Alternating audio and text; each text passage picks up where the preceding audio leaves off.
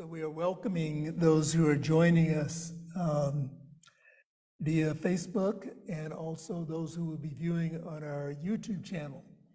We and to those who are gathered here with us this morning, again, happy Father's Day. And there are activities that are taking place this week that are notable, and I will mention these. Today we're celebrating Father's Day. Tomorrow, the 19th of June, is Juneteenth, and on the 21st is the summer solstice. So I'll speak to each of these. We are in the month of June working with the theme of embracing self-care. And today we're looking at pleasure. And I've added as a tagline, if you will, that self-care is found in a peaceful mind, that peaceful place where we are at one with the Spirit. And so I begin by saying Happy Father's Day. And some notable observations, if you will, about Father's Day. I really like this quote from John O'Donohue in Beauty, the Invisible Embrace. And he writes, "To be a parent is to be invited into the natural depths of divine creativity. Mothers and fathers inhabit the secret of God's heart."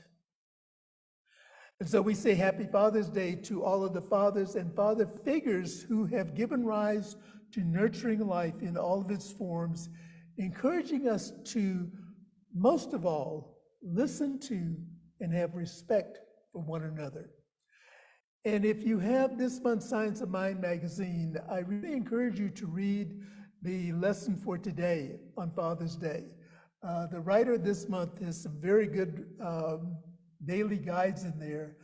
And this day she shares her experience of being raised without a father, without her biological father in her life, and how that has helped to shape and form the spiritual being that she comes to recognize as her own divinity.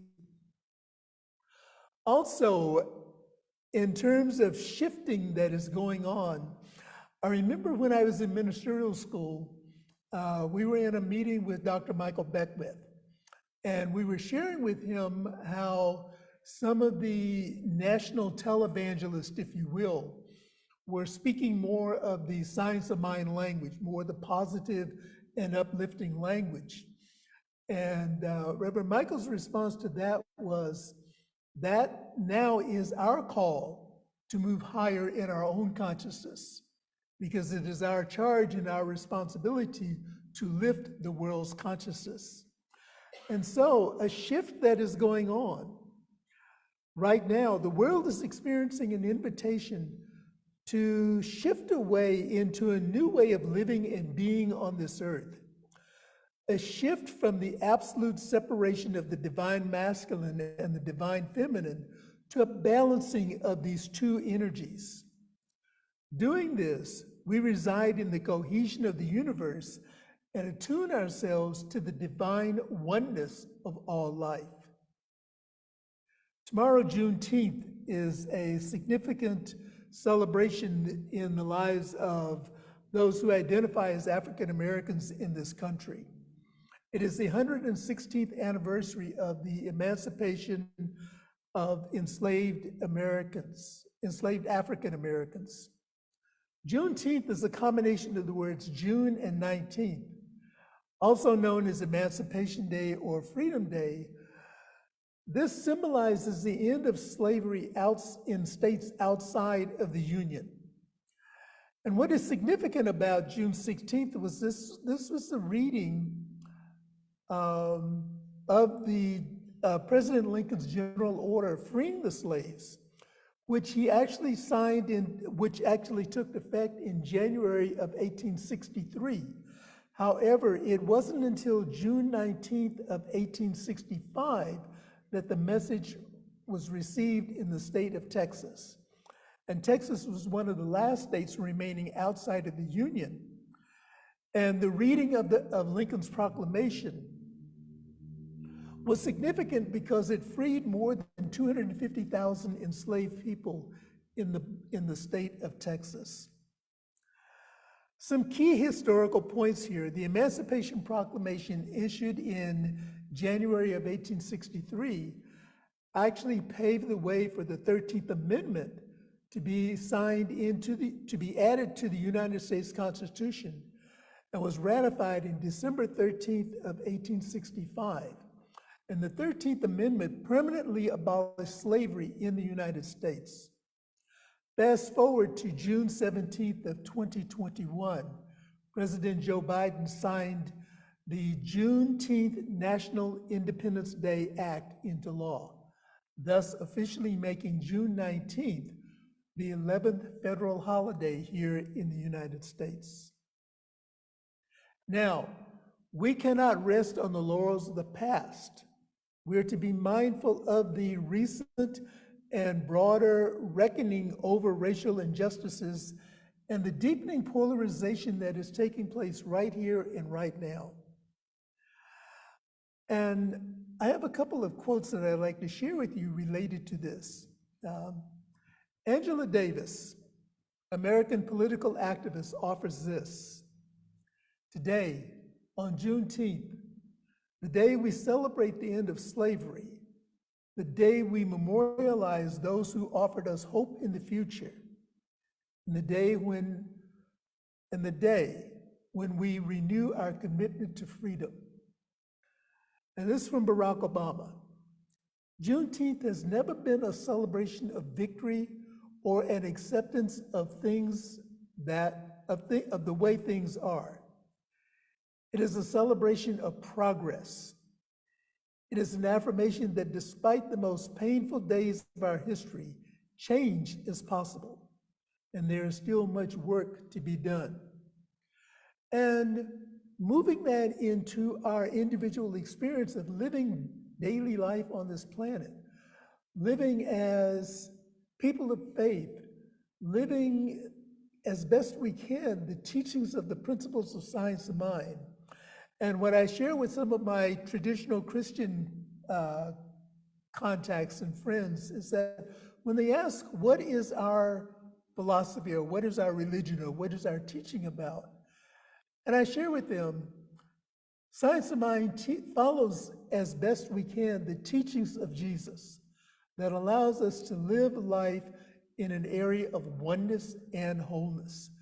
And so we, as our consciousness expands, we are expanding and uplifting everyone that is around us. And our topic for today is pleasure, self-care found in a peaceful mind. Science of Mind teaches us that a peaceful mind is an outpicturing of a spiritual experience. Pleasure, the opposite of grief and sadness, is a pleasant emotion of contentment felt deep within. It is a feeling experience. As we do envisioning, we open up to the feeling tone that Spirit is revealing through us. Pleasure may feel like a wave washing over the body, keeping the body and the mind in a peaceful state. A couple of quotes from Dr. Ernest Holmes. Irritation, vexation, and confusion go hand in hand to rob an individual of their birthright to peace, comfort, and unity. Irritation, vexation, and confusion go hand in hand to rob an individual of their birthright to peace, comfort, and unity. And this is in the Science of Mind textbook. And the meaning of this is that as we are keeping our emotions in check, we experience these feelings of pleasure. And he also writes for us in the Science of Mind textbook, anyone wishing to develop a pleasant personality must first become pleasant and think comforting thoughts. And the meaning I derive from this is that a calm, a pure, a peaceful, and comforting mind allows us to have an awesome life experience. And isn't that what we're here for? To have this awesome life experience, recognizing our oneness with the divine and seeing that same oneness and that same individuality in everyone that is around us. I'm going to share a couple of scriptures with you this morning. The first one is from Psalm 16, verse 11. You show me the path. In your life purpose, there is fullness of joy. In your right hand are pleasures forevermore. Ernest Holmes enhances the scripture by saying, if it is God's pleasure to give us the kingdom, then should not be our privilege to accept the gift. And this is from the Science of Mind textbook on page 404. Pleasure is like a golden ring, a gift that cannot be given in a ruckus. Going back to what Holmes says to us, that irritation, vexation, and confusion rob us of our individual birthright to peace. And so when we're going through challenging times, it is important to remember to engage in something calming and restoring, filling the mind with peaceful and loving thoughts. And something that works for me is to simply go stand outside and to just breathe in the fresh air and to look around at the plants and the trees and the foliage that is in bloom. That act in itself really acts to lift my thoughts and my feelings and restoring that place of calmness in my life. And I invite you to find an activity that brings you calm and peace and a feeling of restoration and renewal, and to engage in that practice. And it's something that can be done at any time. We don't have to have, we have this idea about meditation is that we have to have a meditation mat, and we have to sit in the lotus position, and we have to assume certain body posture. Not true, not true. The beauty of meditation, the beauty of finding these peaceful places in our lives is that it can be done anywhere at any time. And we know and we remember that we have everything within us to achieve these things. During challenging times, remember that emotions do exist, and they are not to be stilled, stifled, or pushed down. They exist to express our humanness, and we talked about this some last week. When emotions are repressed for a long time, it leads to congestion and blocks our heart's desire to thrive in every area of our life. And so our daily spiritual practices and practicing the principles of Science of Mind and other new thought modalities, such as mindfulness, meditation, and affirmations, are effective practices that change our mental state to experience the full benefit of pleasure. The second scripture that I have for you this morning is from the book of Ecclesiastes, chapter 9, verses 7 through 10. And it reads, "Eat your bread and enjoy your drink and your wine with a merry heart. Let your garments always be white. Enjoy life with whom you love, all the days of your life that are given to you under the sun. Whatever your hand finds to do, do it with your might." And now you'd be asking how this particular verse or passage out of Ecclesiastes applies to Science of Mind and applies to self-care and creating a peaceful life. The book of Ecclesiastes is largely an autobiographical story of Solomon. It contains proverbs and maxims and sayings that are written late in his life. He is teaching the value of wisdom and offering advice to enjoy this life within the context of daily living. And the tie-in for me is that Science of Mind offers us this same guide to be present in the now. Solomon is talking about doing something in the now and also preparing for the future and recognizing that, and because he wrote this in his later life, he was also reflecting on his life experiences and was looking at some of the things that he should have done or could have done differently. Science of Mind offers us the idea of living in the present moment of now. Yes, we can reflect on our past experiences, but we don't live in the past. We take and bring forward the lessons that we learned from past experiences and apply them to our present living experience. And this now moment allows us to take full responsibility for our actions and to experience a fulfilled life. The simple act of caring for oneself is a pleasant act. However, practicing self care without the feeling of pleasure is not complete. The feeling of pleasure comes from within and does not come from any outside source. The source of our joy and pleasure can only be found within. And as we align ourselves with the divinity that lies within us, the divinity that lies within us is where we experience our pleasure. To experience the benefits of pleasure, we must be present, and we must also be pleasant. Let us remember, being pleasant opens our mind, body, and spirit to experience something that is beautiful and wholesome. And this is where we embrace those feelings that are essential to our well-being. It requires us to be not only gentle with our own selves, but invites us to be gentle with others. The summer solstice is June 21st. The solstice is when the sun is the farthest away from the equator, making it the longest day of the year. All spring, we planted seeds, we started projects, we embarked on new beginnings. And once the summer solstice pours its sunshine on our activities, we see those seeds and the projects that we have been involved in growing and taking on form.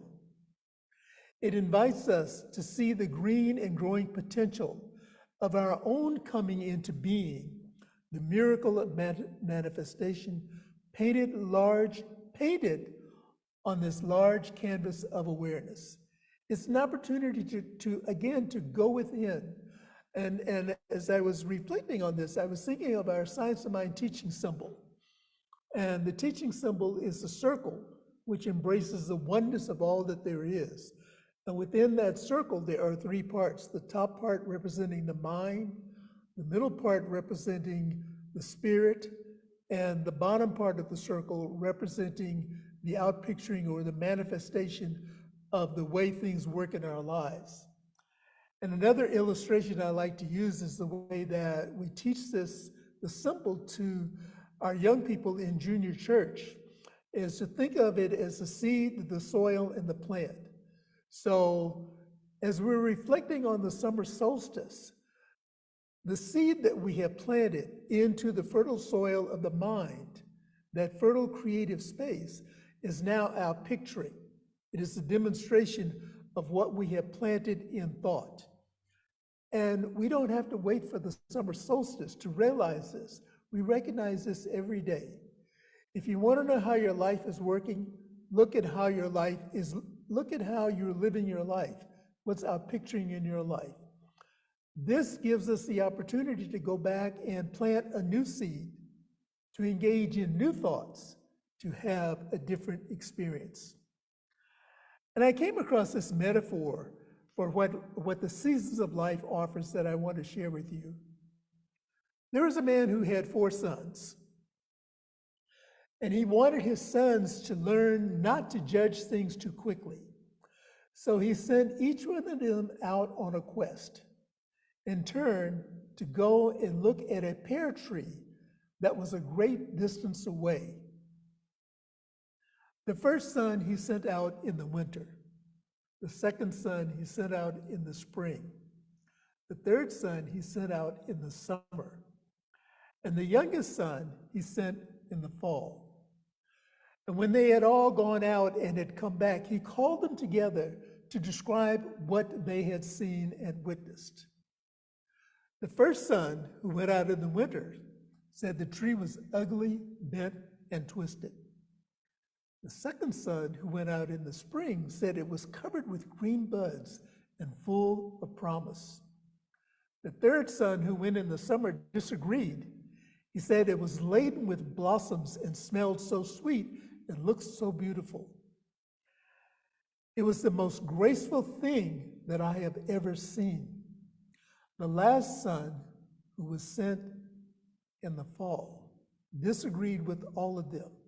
He said it was ripe and dropping fruit, full of life and fulfillment. The man explained to his sons that they were all right because they had each only seen one season of the tree's life. He told them, you cannot judge a tree or a person by only one season. And that is the essence of who we are. We are pleasure, we are joy, we are love that have come from life that can only be measured by the end of the seasons all summed up together. If you give up when it's winter, you miss out on the promise of spring, the beauty of summer, and the fulfillment of your fall.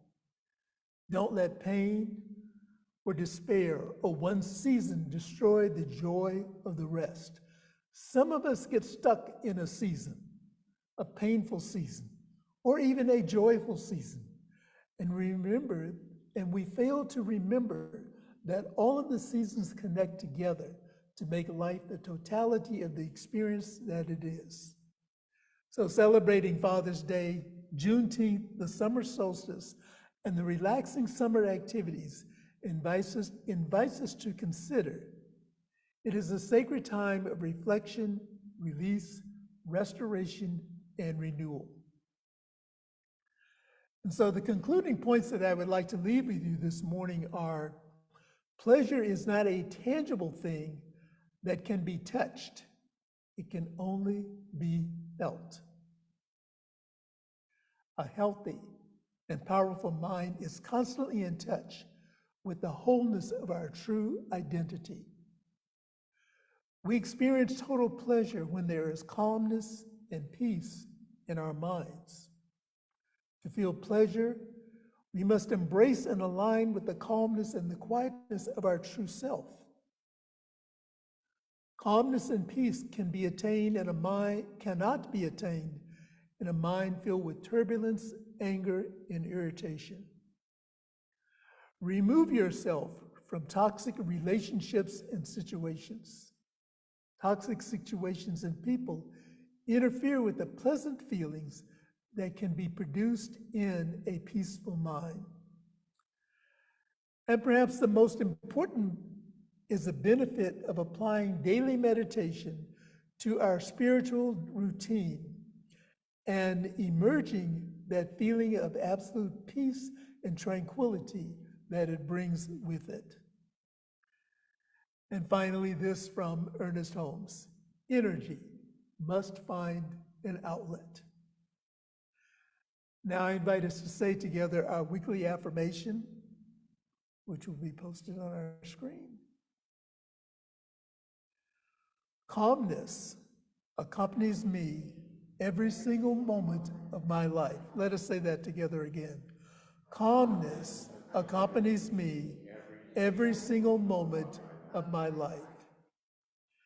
And so as we allow ourselves again to move into that place of calmness, that place of the awareness that the indwelling spirit is always who we are, I invite us to pray together as we recognize the oneness of all life.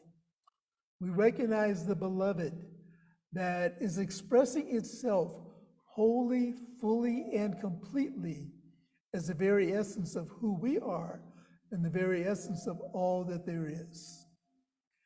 And so on this Father's Day, and on the days that followed, the celebrations of Juneteenth, the celebration of summer solstice, and all of the other life celebrations that take place, those which sometimes make it into the calendar of news, and those which we celebrate in the privacy of our own heart and our own life space.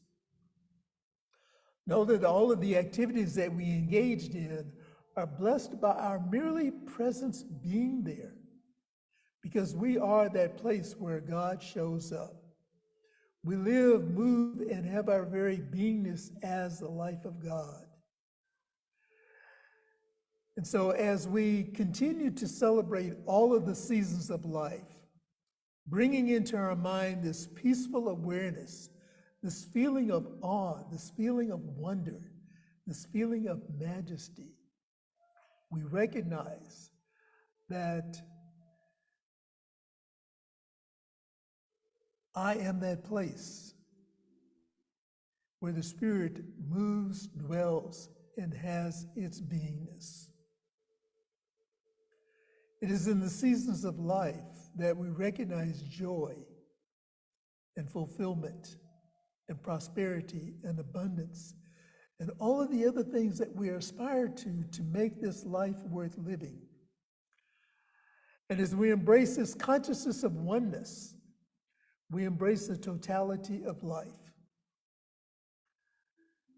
And as we travel this path of life, we identify and recognize those places where we are parallel with other travelers along this journey of awakening. We celebrate in those places where our lives intersect. We celebrate the exchange and the joy and the excitement of seeing and being with fellow travelers along the way, recognizing the truth of each one. And I speak my word this morning for those who are experiencing life experiences or life adventures, as I like to call them. The adventure of adjusting to the presence of new life, the experience and the joy of adjusting to the presence of graduations, which is a season that is upon us. And also the season of adjustment to the absence, the physical absence of a loved one who has stepped off of this mortal plane is now expressing in the eternal essence of life, knowing that essence and that power and that presence is always with us. I speak my word of blessing this morning for those who are experiencing other life transitions, transition to a new place of right livelihood or a new experience of right livelihood in the forms of employment, where self-worth is identified, where the spiritual essence of who I am is expressed and realized, where I am expanding my consciousness and expanding the consciousness of those around me. Transitions experiencing a new place of living. Those who choose to live unhoused, knowing that they are safe, that they are guarded, that they are protected, and that all of their needs are provided for in a safe and loving environment. For those who are seeking places to live, knowing that the divine opportunity is unfolding right here and right now. For those of us and for those who are experiencing new places to call home, and the joy and the excitement of filling that space with that which is pleasurable, that which brings a feeling of pleasure, knowing that it is through dedicated self-care that I express the joy of life wherever I am. And so for this, and so much more, I am eternally grateful. Releasing this word back into the law, which always says yes, I allow it to be so. And if anything that I have said resonates with you in any way, I invite you to affirm it as we say together, and so it is, and so it is. I invite us to remember that practitioners and ministers are available to support us as we travel through this life journey. You know, each minister is encouraged, and it's a very soft mandate, but each minister and each practitioner is encouraged to have their own minister and practitioner, their own practitioner, to be that source that we go to when we're experiencing not only the dark night of the soul, but when there's an opportunity to celebrate the vibrancy and the fullness of life. And so we invite those of you who are here in the congregation, here in the sanctuary this morning, if you have a prayer request, we do have prayer request forms that you can fill out and leave in the prayer box. And the ministers and practitioners will treat with you and for you over those prayer requests. For those of you who are viewing us online, we do have a source on our website, www.montereycsl.org, for you to submit a confidential prayer request. And those prayer requests come to my personal email, and then I will share those with the practitioners to support me in prayer. We also have a World Ministry of Prayer through our own organization, Centers for Spiritual Living. That contact information is on our website, and it is also in our newsletter. And we also partner with Silent Unity, and their worldwide 24-hour prayer number is on our website and is also in our newsletter. So we invite you to take advantage of those opportunities to share the experience and not do it all alone. Remember in our opening song, Eddie Watkins reminds us that we don't have to do this all alone, because we are the place where God shows up. We're that place where we live, move, and have our very experience as the beingness of God. And now it is our opportunity to participate in the abundant flow of this life, known as the circulation of money. I invite us to say together now our affirmation of abundance. I recognize the presence of God within as the source of my abundance. Out of my abundance consciousness flows everything I could desire in life. With gratitude and thanksgiving, I now participate in the flow of uninterrupted abundance. This prosperous experience is evidence of my abundance consciousness. And so each Sunday, I thank you from the bottom of my heart for the demonstration of the abundance consciousness that we have here at the Monterey Center for Spiritual Living. Gratitude, deep, deep gratitude for those of you who contribute by mail. And I think I shared with you a couple of weeks ago that I set an intention that every day that I am here and pick up the mail, there will be abundance for the center that is in the form of a financial contribution. And I think I'm into the third week now of making that declaration. And every single day, money has shown up as a gift to the center, which allows us to keep current with our other obligations. So thank you for those who contribute by mail. And for those of you who are viewing, we invite you to contribute by mail. Address is on the screen. You may also text to give, and that phone number is on your screen. And you may also donate online to our website, montereycsl.org. Click on the donate button. And while you're there, if you're not a subscriber to our weekly newsletter, click on the button to sign up for the newsletter. So again, thank you for your abundance. Thank you for the way you demonstrate abundance in your own life, because I know that the contributions that are donated to the center are a reflection of the abundance and the prosperity that is happening in each one's life. Something that I don't mention quite often is we do have, and we invite those of you who receive unexpected income or income that you are expecting that is not from a source of employment, to tithe on that unexpected income. And those donations go into our building fund, to our capital fund, that allows us to maintain this beautiful and welcoming environment that you come into. And so there is on the website, there is a drop-down menu to contribute or to designate your unexpected or unanticipated income to that particular category. So thank you for that. Today, we are celebrating Father's Day, and we invite you to stay for a coffee and snacks after service. Also today is our monthly soul collage, facilitated by Denise Kaku.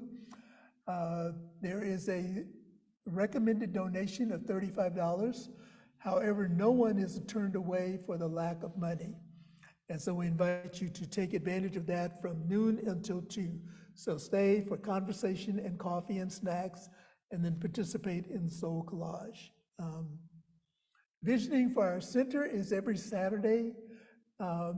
And this week, it was more pronounced than in some of the previous weeks.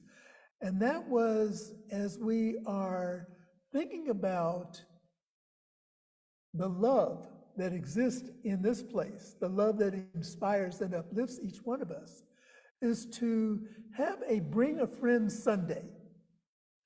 And so I'm going to ask us, rather than establishing a specific Sunday to bring a friend, every Sunday, invite a friend, invite a colleague, invite a coworker to join you here at the center or to join you online as we expand this consciousness of oneness to those who are around us. And then on Sunday morning prior to service, we have visioning for our own personal life. Next Sunday is our weekly spiritual living circle. And we also, I noticed this morning that, thank you, the spiritual living discussion, the global theme for 2023 is Living Out Loud, and our focus will be on self-care, which is the theme for this month.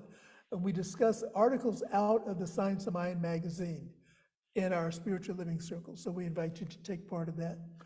Also, I noticed in my emails this morning, there was a notice from our home office that the early bird registration for the Summer Asilomar Retreat has been extended until June 30th. So if you were considering attending the Asilomar Retreat, the early bird discount has been extended. It ended on Friday. It was supposed to end on Friday, and they've extended it until the end of the month. So we invite you to take part of that. And then we have volunteer opportunities here at the center.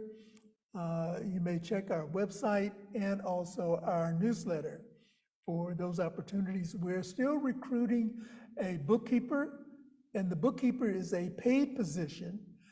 And if you're interested, and we're looking specifically for someone who has experience with QuickBooks.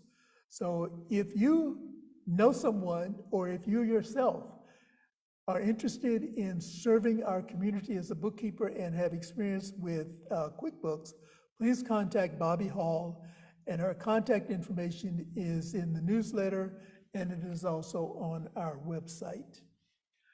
And so as we say good morning to our virtual family other than Zoom, thank you for being a part of our community. Thank you for celebrating life with us. And we invite you to return next week as our topic is personalizing the infinite. And so again, we invite you to like and share on Facebook and YouTube, and just put 4 words in the comments section. 4 words, not emojis, but 4 words in the comments section.